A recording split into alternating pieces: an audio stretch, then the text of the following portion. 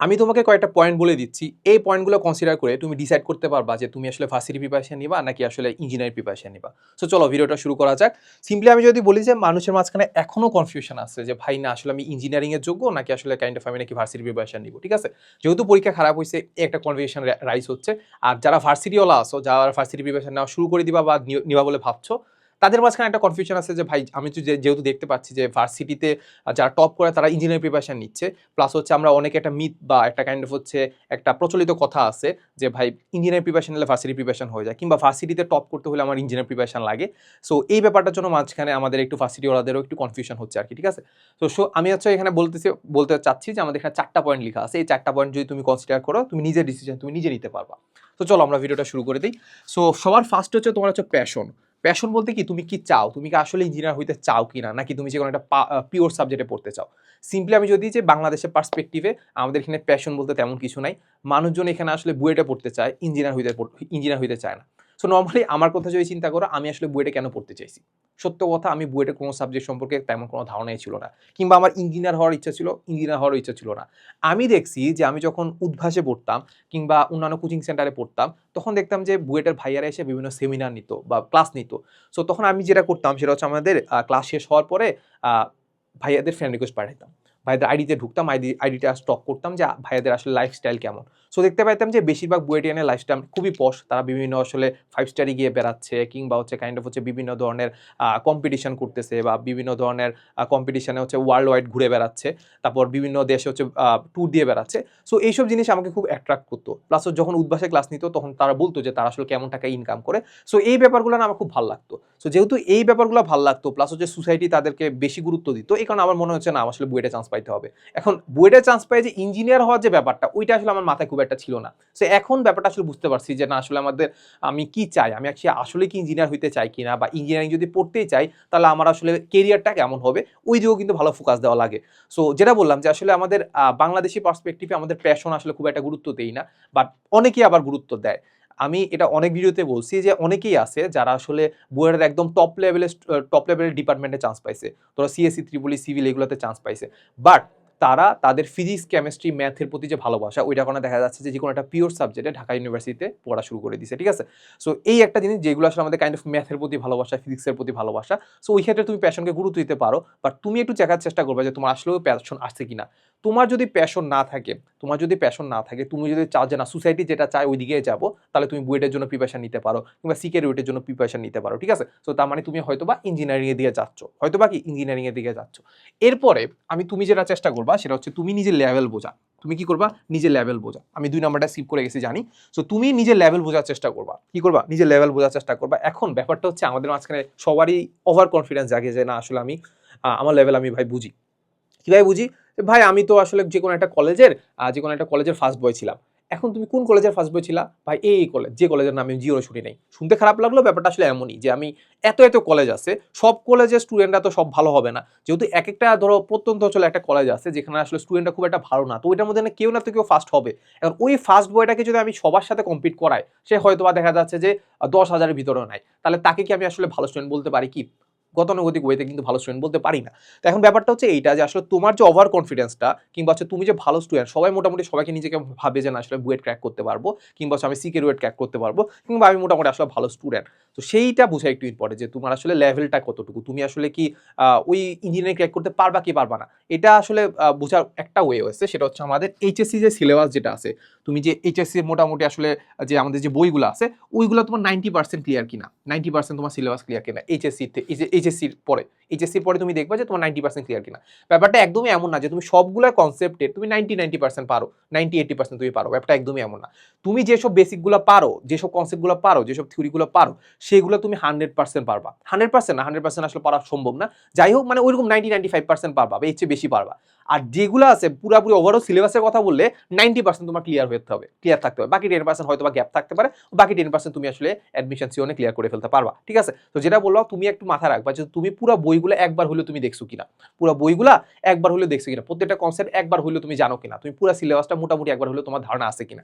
যদি ধারণা থাকে, তার মানে তুমি বুঝতে পারবে যে না তুমি আসলে ভালো লেভেলেই আসো। কি আসো? ভালো লেভেলেই আসো। তারপরেও তুমি কিন্তু আসলে ইঞ্জিনিয়ারিং এর যোগ্য কিনা এটা এখনো বুঝো নাই। কিন্তু তুমি যেটা বুঝতে পারবা সেটা হচ্ছে তুমি সবার আগে তুমি যদি অফলাইনে ভর্তি থাকো, অফলাইনে যদি ভর্তি থাকো তুমি আসলে উইকলি দিবা। ইঞ্জিনিয়ারিং এ যে কোনো একটা উইকলি দিতে পারো। এখন বলতে পারো যে ভাই উইকলি দেওয়ার জন্য তো ইঞ্জিনিয়ারিং এ ভর্তি হইতে হবে। তো একটা কাজ করতে পারো যে উইকলি যে কোনো একটা কোশ্চেন কি করতে পারো, জোগাড় করতে পারো। যদি কোশ্চেন জোগাড় না করতে পারো তুমি একটা কাজ করতে পারো। তুমি অফলাইনে যেমন আমাদের একটা ডেমো ক্লাস দেখতে পারো। আমাদের যে ইঞ্জিনিয়ারিং কোর্স আছে ওই ইঞ্জিনিয়ারিং কোর্সে যে কোনো একটা ডেমো ক্লাস দেখতে পারো। সো ডেমো ক্লাস দেখতে পারো বা ইউটিউবে যদি সার্চ দাও, ইউটিউবে সার্চ দিলে অনেক ধরনের ফ্রি প্লেলিস্ট পেয়ে যাবা ইঞ্জিনিয়ারিং এ। তো যে কোনো একটা ক্লাস করবা। ক্লাস করে তুমি বোঝার চেষ্টা করবা যে না এই যে যাবতীয় যা কিছু পড়াচ্ছে ওইগুলো তোমার মাথায় ঢুকতেছে কিনা। যদি মাথায় ঢুকে তার মানে তুমি বুঝতে পারো যে না আসলে এটা আমার সাথে সম্ভব। যদি ধরো অনেক কোশ্চেনই তোমার মাথার উপর দিয়ে যাচ্ছে, তুমি একদম বুঝতেছোই না, তুমি এসব কনসেপ্ট তুমি জীবনে দেখোই নাই, তাহলে বলবো যে ভাই তুমি আসলে একটা কাজ করবা। সেটা হচ্ছে ইঞ্জিনিয়ারিং একটা কোশ্চেন ব্যাংকের পিডিএফ ডাউনলোড করবা, ইন্টারনেটে পেয়ে যাবা। ডাউনলোড করে একটা নিজে একটা হুবহু কি করবা, প্র্যাকটিস করার চেষ্টা করবা। ঠিক আছে, প্র্যাকটিস করার মধ্যে ব্যাপারটা এমন যে তুমি একটা পরীক্ষা দাও না, একটা কি করো, একটা পরীক্ষা দাও, 400 মার্কসের মধ্যে একটা পরীক্ষা দাও। সো যে কোনো 400 মার্কস দাও, 200 মার্কস দাও, যত পরীক্ষা দাও না কেন ওই পরীক্ষার মাঝখানে দেখবা যে তুমি 40 থেকে 50% পাচ্ছ কিনা। 40 থেকে যদি 50% পাও তাহলে আমি বলে ফেলতে পারি যে না মোটামুটি তুমি ভালো স্টুডেন্ট, তুমি ইঞ্জিনিয়ারিং প্রিপারেশন নিতে পারো। বুঝা গেছে? 40 থেকে 50% কেন বলতেছি, কারণ নরমালি আমরা দেখতে পাই যে 50 থেকে 60% তুমি আসলে চান্স পেয়ে যেতে পারো। বাট তুমি যদি এখনো প্রিপারেশনই নাও নাই তাহলে 40 থেকে 50% তোমার জন্য এনাফ। ইনাফ, ঠিক আছে? তাহলে এই যে এত যদি পাইতে পারো তাহলে মোটামুটি আমরা বলতে পারি যে না তুমি আসলে ইঞ্জিনিয়ারিং এর জন্য যোগ্য। যদি মনে হয় যে না ভাই আমি 10% বা 20% পাচ্ছি, কনসেপ্টগুলো আমি বুঝতেছি না, আমার আসলে আমাদের এইচএস এর সিলেবাস সেটাই আসলে মোটামুটি আসলে 50%ও কভার হয় না, তাহলে বলবো তুমি যদি ইঞ্জিনিয়ারিং প্রিপারেশন নাও সেটা তোমার জন্য একটা ধ্বংসের মানে তোমার কাইন্ড অফ হচ্ছে অ্যাডমিশন সিস্টেমটা ধ্বংসের কারণ হবে। তুমি শুধু ইঞ্জিনিয়ারিং প্রিপারেশন নিতে চাও না, ইঞ্জিনিয়ারিং প্রিপারেশন নিয়ে লাভও নাই তখন। তোমার সিট হচ্ছে 7,000 এর মতো সবগুলা মিলে, আর হচ্ছে পরীক্ষা দেয় হচ্ছে 30 থেকে 50,000 মতো বা 40,000 মতো, ঠিক আছে? তো 40,000 বা 50,000 মতো যদি পরীক্ষা দেয় সেটার মধ্যে 7,000 ইঞ্জিনিয়ারিং এর চান্স পাবে। বাকিরা কি করবে? বাকিরা ভার্সিটিতে কভার করবে, ভার্সিটিতে যাবে। বাট তুমি যদি শুধু মানে এই ইঞ্জিনিয়ারিং এর ভিতরে ঢুকে যাও, ইঞ্জিনিয়ারিং এর ভিতরে ঢুকে গেলা বাট ভাবতেছো যে না মানে ইঞ্জিনিয়ারিং প্রিপারেশন হয়ে গেলে আমি ভার্সিটিও ক্র্যাক করতে পারবা, তুমি দেখবা যে তোমার ইঞ্জিনিয়ারিং প্রিপারেশনও হয় নাই, ভার্সিটি প্রিপারেশনও হয় নাই, তুমি জাস্ট ডিপ্রেশনে আসো। এখন আমি অনেক স্টুডেন্ট দেখছি যারা আসলে কাইন্ড অফ হচ্ছে আমি প্রিপারেশন দিছি বা হয়তো বা একটা ভালো স্টুডেন্ট প্রিপারেশন নিচ্ছে, ওই কারণে দেখা যাচ্ছে না আমিও ইঞ্জিনিয়ারিং প্রিপারেশন নিব, গিয়ে দেখে যে কিছুই পারতেছে না, উইকলিতে 10-20 করে পাচ্ছে। এরপরে ভাবতেছে না আসলে আমার ভার্সিটিতে সুইচ করা উচিত। এবার ভার্সিটিতে সুইচ করলে তাহলে আসলে আমাদের দুইটাই তো চলে যাচ্ছে, মানে ইঞ্জিনিয়ারিংও যাচ্ছে ভার্সিটিও যাচ্ছে। সো এই ব্যাপারটা তোমার আসলে মানে 1-2 মাস পরে রিয়েলাইজ করাচ্ছে, আগে একটু রিয়েলাইজ করো। যেটা বললাম যে আগে একটা ক্লাস করো, কোশ্চেন ব্যাংকটা দেখো, নিজে দেখে বোঝার চেষ্টা করো যে না তুমি আসলে পারবা কি না, তোমার আসলে ইঞ্জিনিয়ারিং আসলেই কি দরকার কিনা, বা ইঞ্জিনিয়ারিং তুমি আসলেই পড়তে চাও কিনা। ইঞ্জিনিয়ারিং যদি না পড়তে মানে ইঞ্জিনিয়ারিং যদি আসলেই পড়তে চাও, তুমি 7,000-এর মধ্যে নাই, সমস্যা নাই, প্রাইভেট ভার্সিটি তো আছে। প্রাইভেট ভার্সিটি কিন্তু এখন প্রাইভেট ভার্সিটিগুলো কিন্তু অনেক ভালো করতেছে, ঠিক না? সো আমরা আসলে প্রাইভেট ভার্সিটিগুলোকে আসলে একদম উড়াই দিতে পারবো না। সো এই হচ্ছে কথা, মোটামুটি আমাদের এতটুকুই ইয়া। তারপর আরেকটা জিনিস আমরা যেটা ডিসাইড করবো যে ভাই আমি আসলে দুইটাই কি নিবো কিনা, দুইটারই প্রিপারেশন নিবো কিনা। সিম্পলি এই দুইটা প্রিপারেশন তুমি নিতে পারো একটা ইয়াতে।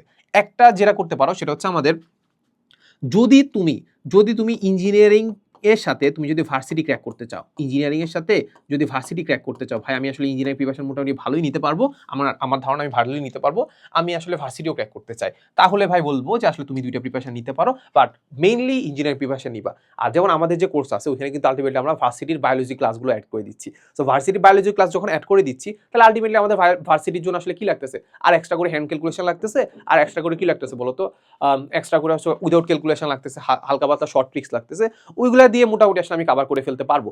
এখানে জাস্ট আমার যারা ইঞ্জিনিয়ারিং অ্যাসপিরেন্ট আছে তাদের জন্য হয়তো বা একটু এমসিকিউর ব্যাপারটা একটু দেখতে হবে, কিংবা হচ্ছে কয়েকটা শর্ট জিনিস দেখতে হবে, এর বাইরে আসলে আমাদের তেমন কিছু লাগতেছে না। সো তারা হয়তোবা মেইন ইঞ্জিনিয়ারিং প্রিপারেশন নিবা, জাস্ট হয়তোবা 1 মাস কিংবা হচ্ছে 2 মাস আগে জাস্ট ভার্সিটির যে কোনো একটা ক্লাস করলা বা ভার্সিটির ক্লাসগুলো করে ফেললা, বা ভার্সিটির হচ্ছে ক্যালকুলেশনটা করে ফেললা, বা ভার্সিটির যে কোশ্চেন ব্যাংকগুলো আছে ওগুলো একটু সলভ করে ফেললা, তাহলে ভার্সিটি ক্র্যাক করতে পারবা, খুব একটা সমস্যা নাই, ঠিক আছে?